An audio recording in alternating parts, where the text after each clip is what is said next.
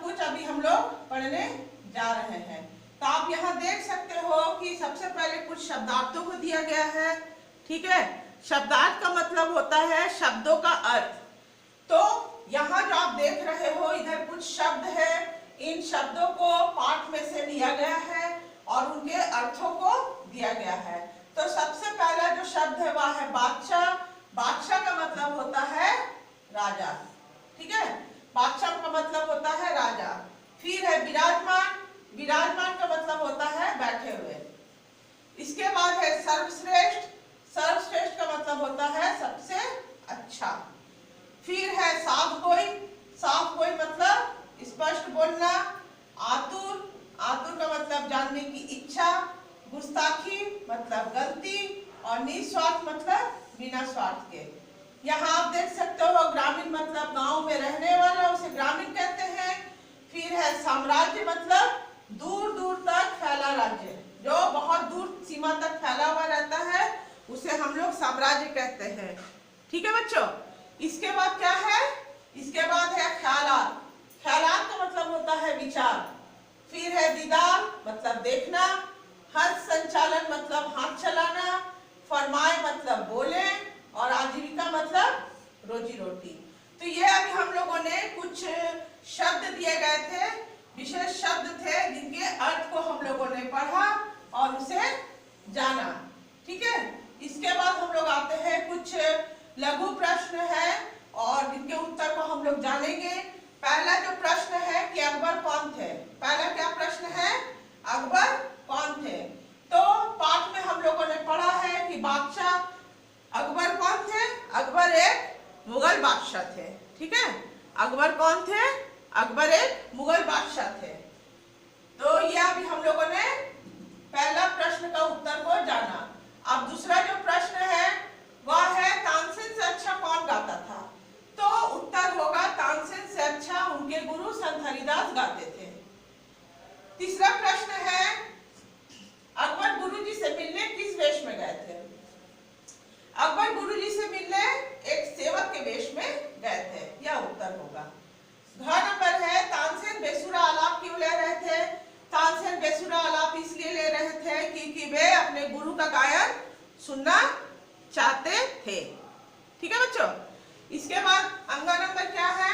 अंगा नंबर है तानसेन ने गुरुजी को बजाने के लिए कौन सा वाद्य दिया? तो तानसेन ने गुरुजी को बजाने के लिए तानपुरा दिया। तो ये कुछ लघु प्रश्न थे जिनके उत्तर हम लोगों ने जाना। अब यहाँ देखो क्या बोल रहा है, हाँ या नहीं में उत्तर लिखिए। तो जो कथन सही है वहां हम लोग हाँ लिखेंगे, जो कथन गलत है वो ना होगा। तो पहला है तानसेन सबसे मधुर गाते थे, तो क्या यह सही है? यह कथन नहीं, यह गलत होगा। ठीक है, यह गलत है। तानसेन सबसे मधुर नहीं गाते थे क्योंकि इस नाटक में, इस पाठ में हम लोगों ने क्या जाना कि तानसेन से भी मधुर आवाज में गाने वाले उनके गुरु संत हरिदास थे। लेकिन यहाँ क्या पूछा जा रहा है कि तानसेन सबसे मधुर गाते थे, तो यह गलत है। ख नंबर है बादशाह अकबर बादशाह के वेश में संत हरिदास के पास गए।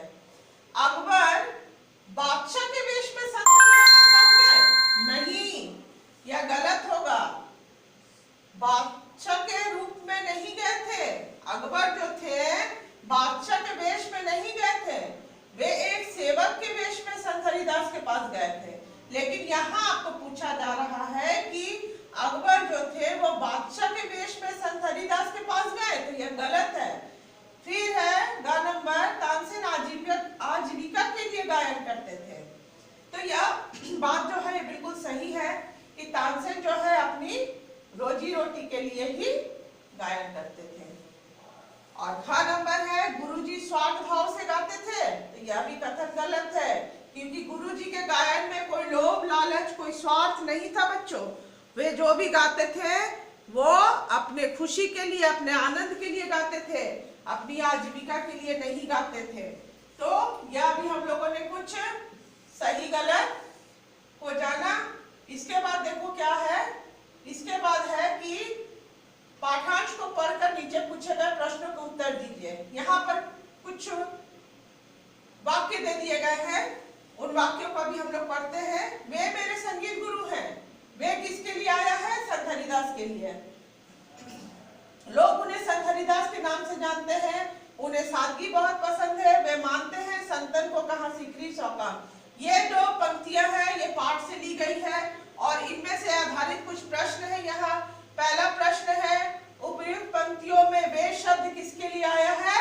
तो वे शब्द आया है संत हरिदास के लिए। ठीक है, उत्तर क्या होगा कि उपर्युक्त पंक्तियों में वे शब्द संत हरिदास के लिए आया है। ख नंबर है, संत हरिदास किसके गुरु थे? तो उत्तर होगा संत हरिदास तानसेन के गुरु थे। ग नंबर प्रश्न है, संत हरिदास का व्यक्तित्व कैसा था? संत हरिदास का व्यक्तित्व मधुर था, मीठा था। उनके व्यक्तित्व में किसी प्रकार का छल कपट लोभ लालच वगैरह बिल्कुल भी नहीं थी। सादगी पसंद था, उन्हें बहुत सादगी पसंद था। घ नंबर है, संत हरिदास का क्या मानना था? संत हरिदास का क्या मानना था? संत हरिदास का यह मानना था कि अगर आपके गायन जो है वो उसमें किसी प्रकार का लोभ लालच नहीं होना चाहिए। अगर आप किसी काम को करते हैं तो उसमें कोई स्वार्थ भी नहीं होनी चाहिए।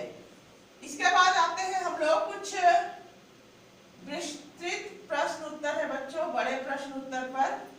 तो यहाँ पहला जो प्रश्न है वह है, तानसेन के गायन के विषय में अकबर के क्या विचार थे? तो उत्तर होगा, तानसेन के गायन के विषय में अकबर के यह विचार थे कि तानसेन दुनिया के सर्वश्रेष्ठ गायक है। ठीक है ना, यही विचार था बादशाह अकबर के मन में। दूसरा प्रश्न है, अकबर संत हरिदास से क्यों मिलना चाहते थे? अकबर संत हरिदास से इसलिए मिलना चाहते थे क्योंकि वे संत हरिदास का गायन सुनना चाहते थे और वे जान गए थे कि तानसेन से भी मधुर आवाज में उनके गुरु संत हरिदास गाते हैं। ग नंबर प्रश्न है, गुरुजी को कैसे पता चला कि तानसेन के साथ बादशाह थे? तो गुरुजी को पता चल गया था कि तानसेन के साथ बादशाह थे क्योंकि बादशाह जो थे वो सेवक के भेष में थे, लेकिन उनके जो हाव भाव थे वो स्वामियों वाले थे, मतलब बादशाह वाले थे। तो प्रश्न यही पूछा जा रहा है कि गुरुजी को कैसे पता चला कि तानसेन के साथ बादशाह थे? गुरुजी को अकबर के हाव भाव से मालूम हो गया था, संदेह हो गया था, लेकिन जब बादशाह अकबर ने तानसेन को मियां तानसेन कहकर पुकारा तब संत हरिदास का जो भी शक और संदेह था वो भी दूर हो गया और उन्हें पूरा यकीन हो गया कि आने वाला व्यक्ति बादशाह अकबर ही है। घ नंबर है, तानसेन ने गुरुजी जितना सुमधुर ना गा पाने का क्या कारण बताया? तो कारण यही बताया कि गुरुजी जो गाते हैं वे अपने आनंद और अपनी खुशी के लिए गाते हैं। उनके गायन में कोई स्वार्थ नहीं है, स्वार्थ रहित गाते हैं। और मैं जो गाता हूँ मैं अपनी रोजी रोटी अपनी आजीविका के लिए ही गाता हूँ। बस यही अंतर है उनके और मेरे गायन में। अब यहाँ देखो बच्चों, दिया गया है, दिए गए शब्दों के विलोम रूप लिखिए। विलोम मतलब विपरीत रूप लिखना है। पहला जो यहाँ शब्द है वह है आगे, आगे का होता है पीछे। ख नंबर है सत्य का असत्य, ग नंबर है गुरु का शिष्य, घ है स्वार्थ का निस्वार्थ। ये विलोम रूप आपको लिखना है। अंगा में है राजा, राजा का विलोम होता है रंक, और च में है सरल, सरल का विलोम है कठिन, छ में है अंधेरा, अंधेरा का विलोम होता है उजाला, और ज में है आरम, आरम का विलोम होता है अंत। तो ये अभी हम लोगों ने विलोम रूप को जाना। अब यहाँ बोल रहा है कि दो दो समानार्थी रूप लिखना। समानार्थी का मतलब होता है पर्यायवाची। जैसे पहला है यहाँ पर गुरु, तो गुरु का दो पर्यायवाची शब्द आपको लिखना है। तो आप यहाँ पर शिक्षक, आचार्य लिख सकते हैं। आंख का होता है नेत्र, नयन, लोचन भी कह सकते हैं, चक्षु भी कह सकते हैं। घर का होगा गृह, भवन। ठीक है बच्चों, तो ये भी हम लिख सकते हैं। इसके बाद पुत्र का होता है बेटा और आत्मज। और भी बहुत सारे शब्द होते हैं, पर्यायवाची शब्द होते हैं, लेकिन यहाँ हम लोग कह सकते हैं बेटा, आत्मज। दुनिया का होगा जगत और संसार। तो ये कुछ समानार्थी यानी पर्यायवाची रूप को हम लोगों ने जाना। अब यहाँ क्या कहा जा रहा है, दिए गए वाक्यांशों के लिए एक शब्द लिखिए। पहला है कि जो गीत गाता हो, जो गीत गाता हो उसे हम लोग क्या कहते हैं? उसे हम लोग कहते हैं गायक। फिर नर्तक, जो अभिनय करता हो उसे हम लोग कहते हैं अभिनेता, जो किसी वाद्य को बजाता हो उसे हम लोग कहते हैं संगीतकार, और जो गीत लिखता हो उसे कहते हैं गीतकार। ठीक है, मैं फिर से एक बार रिपीट करती हूँ बच्चों। जो गीत गाता हो उसे हम लोग गायक कहते हैं, जो नृत्य करता हो उसे नर्तक कहते हैं, जो अभिनय करता हो उसे अभिनेता कहा जाता है, जो किसी वाद्य को बजाता हो उसे संगीतकार कहते हैं, जो गीत लिखता हो उसे गीतकार कहा जाता है। तो ये हम लोगों ने गुरु का ज्ञान पाठ में जो प्रश्न उत्तर है उनको हम लोगों ने जाना। ठीक है, उनके बारे में पढ़ा कि प्रश्न क्या है और उनके उत्तर क्या होंगे, शब्दार्थों को भी जाने, विलोम रूप है उसे भी हम लोगों ने पढ़ा, और वाक्यांशों के लिए एक शब्द जो है वो भी हम लोग इसमें जाने हैं। तो बच्चों आप लोग इसे ध्यान से सुनो, समझो कि इसमें क्या बताया जा रहा है, किस प्रश्न के किस तरह से उत्तर होंगे। पाठ को अच्छे से रीड करिए, अच्छे से पढ़िए, और नाटक में क्या बोला जा रहा है आप उसे समझ जाओगे तो प्रश्न कहीं से भी बनेगा, आप उसका उत्तर सही से दे सकोगे। इसके आगे का जो भी वर्क है मैं फिर नेक्स्ट आपको बताऊंगी। Thank you.